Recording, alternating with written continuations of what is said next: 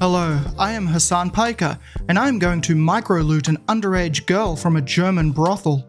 Get it? So before we start, I thought I would just mention a tiny, little, itsy-bitsy thing.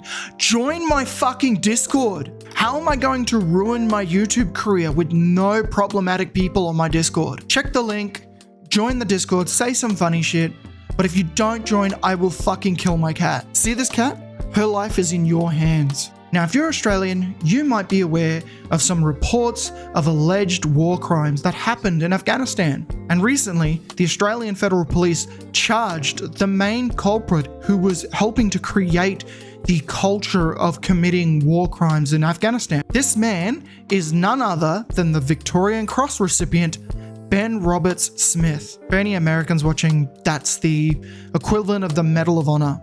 Now, obviously, if the Australian Federal Police are charging a high-profile, decorated war hero like Ben Roberts-Smith, they're probably really sure that he did what he's accused of doing. Unfortunately, typical of the times, idiots online have been saying that this is a result of the woke Labour Party doing a politically motivated attack on Ben Roberts-Smith because fuck knows, right? There doesn't need to be a reason, apparently. So sit back, chillax. We're going to go over some family-friendly war crimes. And Moose Sploot, thank you for lending me your Lamborghini the other day. It was very helpful.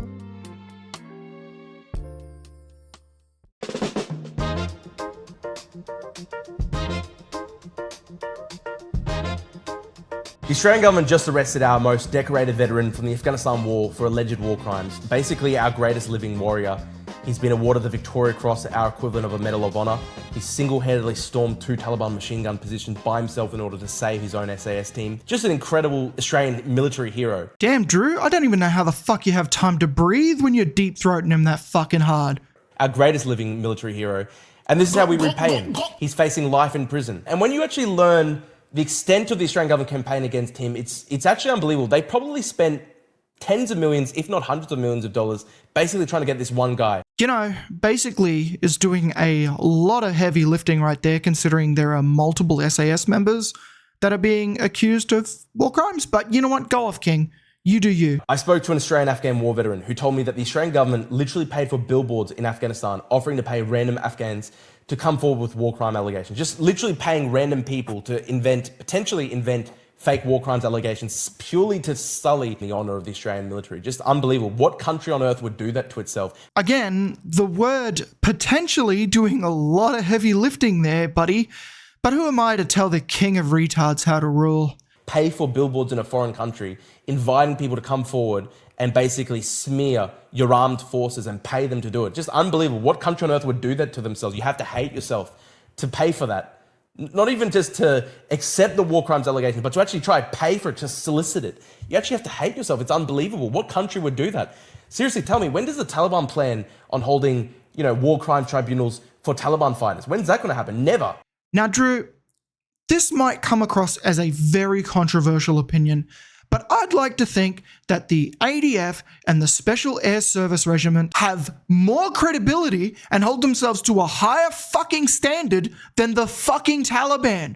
What are we even saying right now? Like, how are you finding new ways to be even more retarded every time you open your fucking mouth? It is a talent.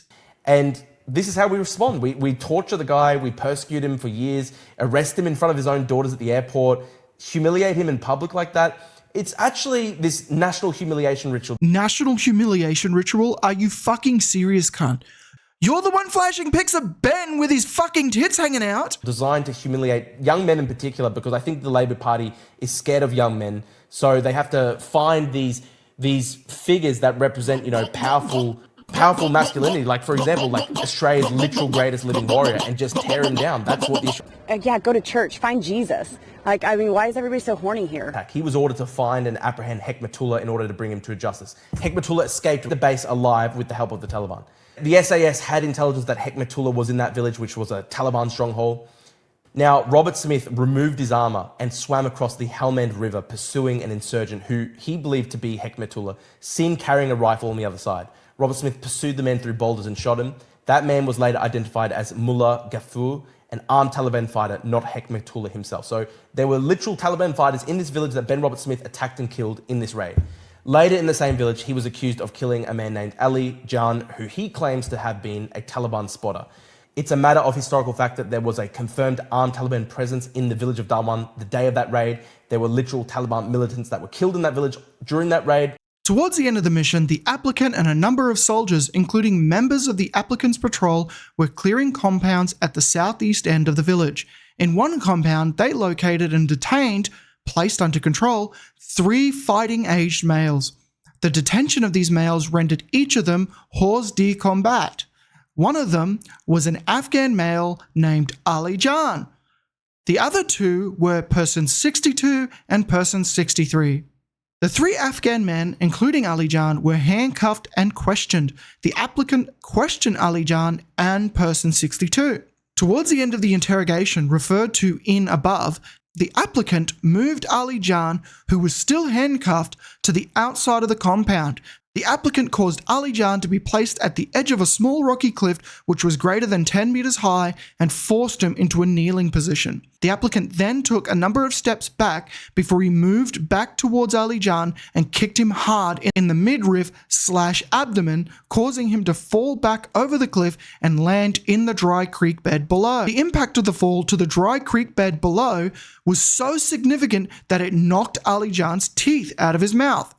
After Ali Jan had fallen the full height of the cliff down to the dry creek bed, he was moved by 2 soldiers whose identity the respondents do not know to the other side of the creek bed where there was vegetation. After he had been moved to that location, Ali Jan was shot multiple times in the presence of the applicant and person 11. The shots were fired by either the applicant or person 11, or alternatively by both the applicant and person 11.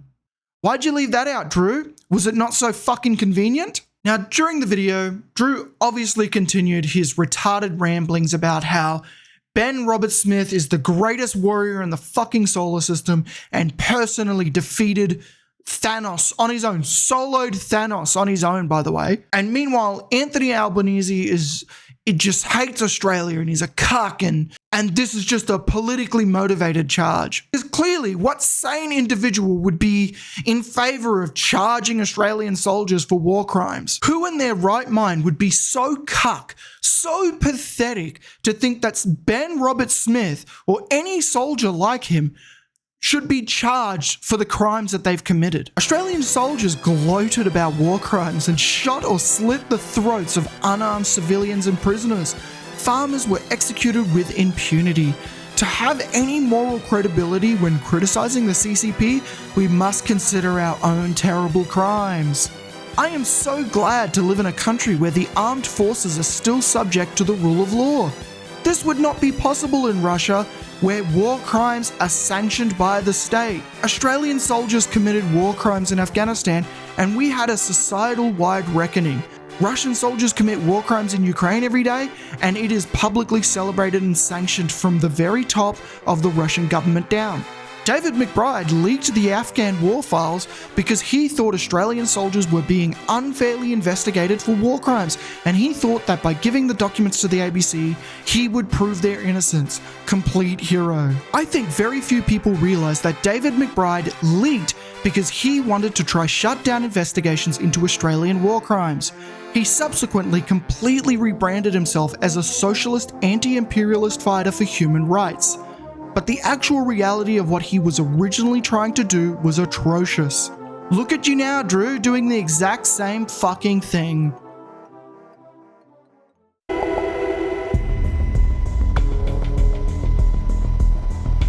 It's May 2012, and the soldiers of 3 Squadron SAS are heading north from their base on 2 Black Hawk helicopters. Their destination is a village called Dejazi Hasanzi. The target is an insurgent bomb maker.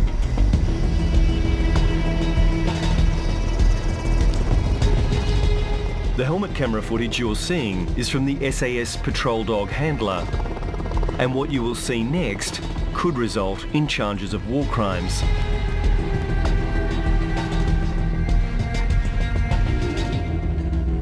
The dog handler heads out into the lead with the patrol scout, who we'll call Soldier C.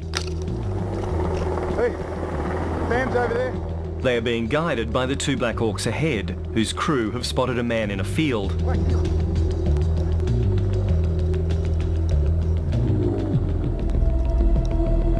The dog, named Quake, is then let off the leash. Hey, come! Listen, I've got a gun! Quake down! The dog handler's gun is trained on a figure in the distance, who drops down into the field. At the field, the dog handler and Soldier C come across a young man amongst the wheat, who's trying to fight off Quake. Quake! Leave! Quake! In the man's hand appears to be a set of red prayer beads. No weapon or radio can be seen. The Afghan is compliant and quiet on the ground. Down! As the dog is called off, Soldier C trains his weapon on the Afghan from very close range.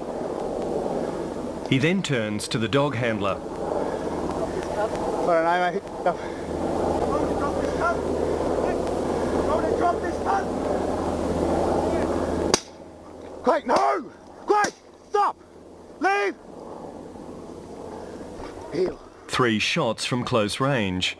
The Afghan is dead, and Soldier C walks off. No! Heal!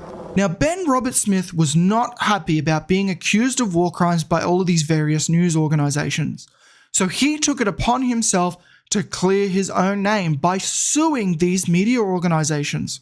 And after a lengthy legal battle, Ben, being a decorated war hero and a true Australian legend, lost his defamation case. The judge found that he was complicit in and likely responsible for various war crimes. Now, when it comes to the civil case, you have to keep in mind that civil court cases do not reach the threshold of beyond reasonable doubt.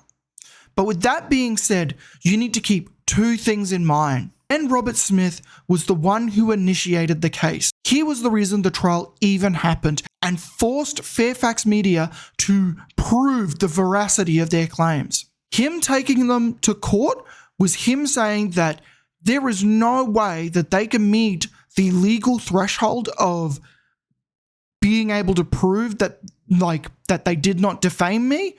That was the whole point of him doing what he was doing.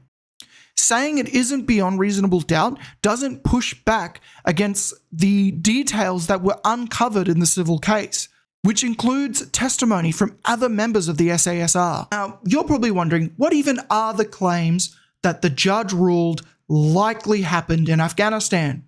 On or about 12th of April 2009, the applicant and the troop of which he was a member conducted a mission providing commentary and sniper support to the infantry who were trying to get across a river. At various times throughout the rotation, 9 and the applicant and his patrol commander, Person 5, made statements in substance that they needed to blood the rookie, referring to Person 4. In the presence of the applicant, Person 5 ordered Person 4 to execute Afghan Male 1. Pursuant to the order, Person 4 placed Afghan Male 1 on his knees and shot him in the back of the head. Person 4 was ordered to execute Afghan Male 1 so that he could be blooded. The applicant did not say or do anything to discourage Person 5 to withdraw the order or to stop Person 4 following the order. In these circumstances, and in the circumstances set out in particular 43 above, it may be inferred that the applicant was complicit in and approved of the order. After the assault was complete and the patrols were conducting SSE, sensitive site exploitation, being a process post-assault where a detailed and thorough search of the site is performed in order to gather intelligence, the applicant carried an Afghan male with a prosthetic leg, Afghan Male 2, outside the compound and threw him on the ground. The applicant then shot Afghan Male 2 approximately 10 to 15 times with an F-89 LSW. An F-89 LSW is a light machine gun. These are the images of Ben Robert Smith and other members of the SAS posing with that Afghan male's prosthetic leg and using it to drink alcohol. Now let's say you don't feel that a civil lawsuit in which the respondents had to prove that their claims of war crimes were materially true. You know what? Fair enough. If only there was a report done by the ADF that showed that there were war crimes committed in Afghanistan. Oh wait, there was! Wow! The inquiry has found that there is credible information of 23 incidents in which one or more non-combatants or persons hors de combat were unlawfully killed by or at the direction of members of the Special Operations Task Group in circumstances which, if accepted by a jury, would be the war crime of murder. After Operation Slipper concluded in 2014, a number of issues emerged in Special Operations Command, including rumors of war crimes circulating in the Special Forces community. Oh wow! I wonder if Ben Robert Smith was part of Operation Slipper around that time. If only there was like a public event that showed he was actually part of the operation. Maybe, I don't know, being awarded the Commendation for Distinguished Service, and it's specifically mentioning Operation Slipper around that time when you got the award. Now, I'm not saying that Ben definitely did war crimes in Afghanistan. Okay, he's innocent until proven guilty. But there is enough here to constitute the AFP to investigate this shit. Which, by the way, was recommended by the IGADF report that was released 2 years before Anthony Albanese was even Prime Minister, and clearly shows that this was not a politically motivated charge. But it's safe to say that the people making this fucking claim don't give a fuck anyway, right?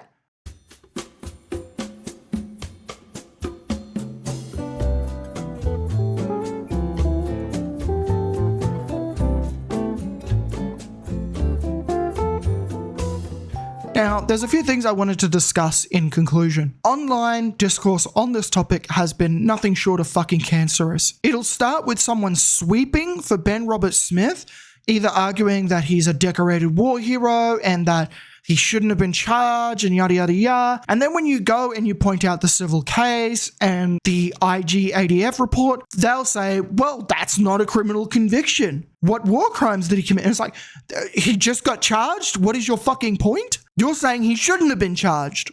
Hello? Are we having a different discussion altogether? They also seem to think that you need to support Ben Robert Smith to support the ADF.